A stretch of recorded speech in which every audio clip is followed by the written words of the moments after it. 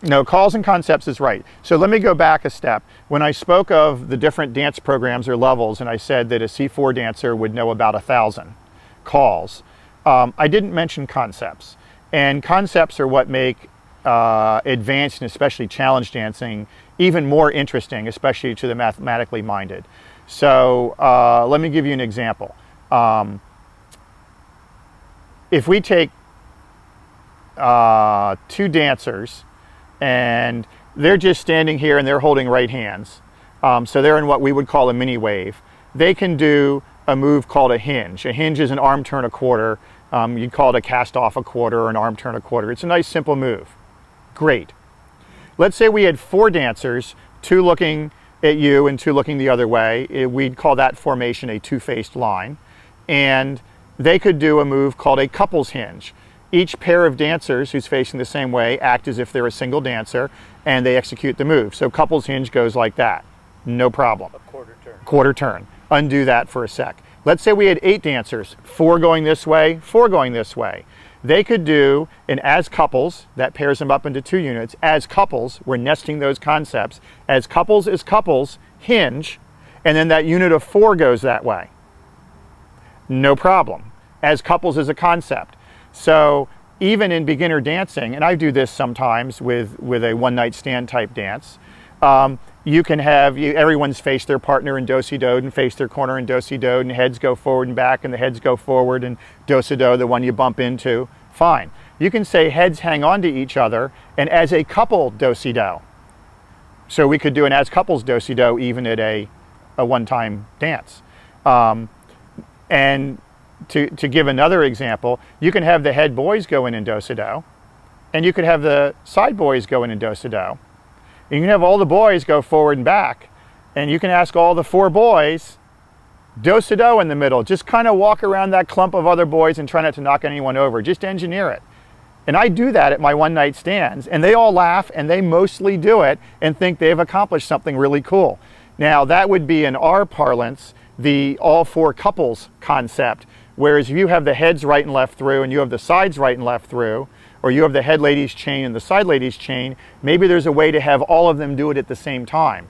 And we certainly know all 4 ladies chain because there's no traffic pattern issue, we just have them make a star in the middle.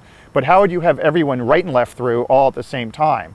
And the answer is we've invented a traffic pattern around the outside of the square. Everyone passes their corner, right handshake pulls by the next, that's the one they're supposed to touch. Left shoulder walks by those people they don't want to touch, and courtesy turns across the square. And every 4 dancer call that you know how to do, be it an ocean wave call, a facing couple call, we have an all 4 couples version because all 4 couples is a concept with a defined traffic pattern. Now let me go back just a little bit more, bear with me, back to hinge. We now know how to do a single hinge, that arm turn a quarter. I want to introduce a new concept called stable. And stable is a C3 or C4 type thing. If you're really into dancing, you might begin to question, why is this dancing? But bear with me. Doing a call stable means to do the call, walk the path or the pattern of the call, but do not turn your body. Remain facing the same wall the entire time. So a stable hinge would have 2 dancers, let's say facing you and me, and we would just go like that. We would effectively, we'd call that step through is the name of the call. And you'd end back to back. Doesn't seem like much use for that. Let's go back to our couples hinge, our as couples hinge. If I asked you to do a stable as couples hinge, and the stable's the first thing you hear, so the parentheses around the as couples hinge, just think of that couples hinge as a whole new call. To dance that thing stable, the very end dancers take a big step forward and the inside dancers take a little step, and you end in a column, 2 going one way and 2 going the other. We would call that tandems back to back, or a single completed double pass through. Let's go back to the biggest one. We have 8 dancers, 4 going this way, 4 going this way, and I say stable as couples hinge. And you actually say as couples. If I want to be pedantic, I'll say that. Sometimes we say couples is a shorthand, but to be pedantic and be precise, to give the whole call, I'm calling stable as couples, single hinge, because single hinge is really the name of that call. The whole thing turns, but no one changes their facing direction, so they kind of all walk forward and they end up 4 going this way and 4 going this way. Great.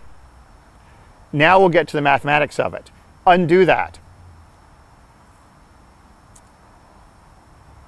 Let's go back to hinge. Hinge is that. Stable hinge was that.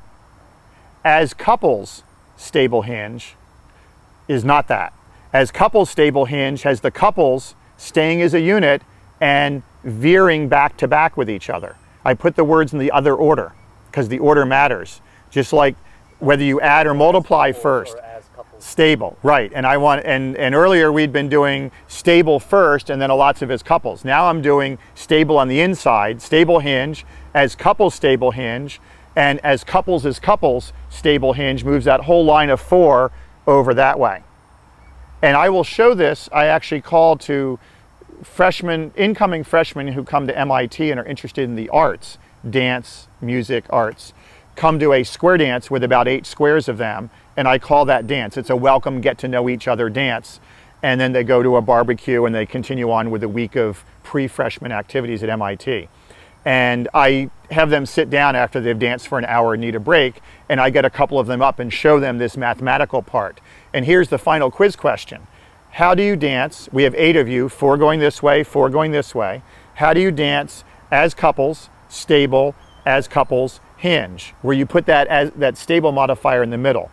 And usually someone goes, I know, and they come out and they actually do it because they really do know. This would be the realm of C4 dancing. And C4 dancers, some of them would be very good at this, some of them would be able to figure it out on the fly, and some of them might be able to do it because they've done it before. Not everyone enjoys this type of calling or this type of puzzle, but this is a type of puzzle that, because we have concepts and they nest and we have a wide vocabulary of calls and different motions, we can create all sorts of stuff like this in C4 dancing. And some of it's really cool and some of it's really hard. We've invented stuff that's so difficult dancers don't want to do it and don't enjoy doing it. But most of what we do can be danced with only a little bit of thinking and stop and go dancing. So that's concepts. Just mention a few other. Tell me a few other. Okay. Concepts. There's phantoms. The problem is when you put it all in a list like this and in a short period of time, it sounds like a preposterous activity, and that's okay. So here are some concepts. You can dance with 2 people joined side by side. That's as couples. If you have them both facing the same way, one behind the other, we call that tandem. Moving as couples is very smooth and big arcs and big motion. Moving in tandem is kind of clunky and hard to do, but it still makes sense. If some of you are one way and some of you are the other way, we would call that Siamese, just a name we gave. By the time you hit C1, we get to the idea of dancing with pretend dancers, which we call phantom dancers. And normal square dancing has 8 dancers in a square. If every dancer is somehow paired with a phantom, and I'll give you an example which will work for modern Western square dancers and for people who dance traditional squares and have done a little bit. If we were to have the heads lead out to the right and circle up 4 and break out and make a line, we have lines of 4 at the sides, let's say. We can have those lines go forward and back, and we could have them pass through. Let's back it up. We have them go forward and back. We could have them right and left through. A call that we know is done from facing couples and ends in facing couples. So they right and left through and they pass through. If I said, everyone pretend you're facing some phantom dancers and do a right and left through, everyone would right pull by out into space and then courtesy turn the dancer beside them. And then we could have them work with those same phantoms and they could box the gnat with them, or they could right and left through again, or they could pass through and make an ocean wave or whatever. So working with pretend dancers works with phantoms. And the big problem is when you do it a lot, you don't want to have to say, work with those dancers in front of you or the ones beside you, that we have common names for that. So the one I just gave you would be called split phantom lines. We split the square in half, we have a line of 4, and there's another line to the outside. So we're in a 4x4 matrix and we divide it into 2 2x4 matrices. If you divide them in the column direction, those would be called split phantom columns. If you say work with your line, not the line adjacent to you, but the one on the other side once removed, those would be called interlock phantom lines. If you want the center lines to work together and the outside lines to work together, those would be called phantom lines. If instead in your lines of 4, you don't want to add the lines to the outside but out to the side, those would be called split phantom boxes. And whenever you have a 4-dancer formation and we have a line, a box, a wave, or a diamond, or a Z, you can replicate 4 of them and you can pair them up adjacent, once removed, or the ends with the centers. So there's split phantom boxes, interlock phantom boxes, split phantom Zs, split phantom quarter tags, interlock phantom quarter tags, etc. So there's lots of ways to work with phantoms. And phantoms add a lot to dancing. Then there's the geometric shapes. Again, let's go back to right and left through, a nice 4-dancer call that all of us know.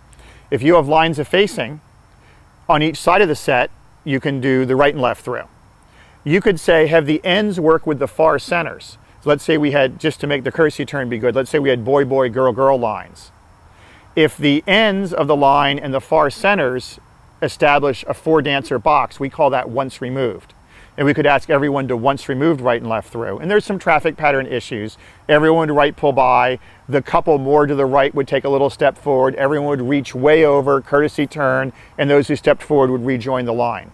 And calls like square through and star through and all those calls still work. Let's go back again. Let's pretend we have normal lines facing and we have the head couple and the other head couple way on the far side of the square. They form a diagonal box. We could ask the dancers on a diagonal or in your diagonal box to do a call. And the traffic pattern for right and left through is, as we would say in computer science, bleacherous. So we wouldn't really do that. But if you were just in a box of 4 doing a box circulate where only 4 people had to go through the center, they could accomplish that with a star. So diagonal circulate, diagonal walk and dodge, diagonal chase right, diagonal, there's lots of diagonal calls that can flow. Let's take another one. Again, boy, boy, girl, girl lines facing to make the courtesy turn be a boy turning a girl. If we take in our own line the end boy and the far end girl, and in the other line we take the center boy and the girl adjacent to him, those 4 dancers viewed from the top form the shape of a trapezoid. And we could ask the dancers to do a trapezoid right and left through. And in this, there would be some weird star pull by. The courtesy turn would be real simple for the centers and really big sweeping for the ends. Some dancers just dance it as a free-for-all. Other dancers would come up with a nice traffic pattern. Once you add these shapes like this, the traffic patterns, then there's so many calls in our vocabulary, we can't come up with a good traffic pattern always. But if you add phantoms, heads, we have these nice lines facing, pass through, and then in your split phantom line, trapezoid right and left through, suddenly the traffic patterns are reduced because the phantoms don't get in your way. So again, the nesting can help out. It can actually help you rather than make it harder to dance.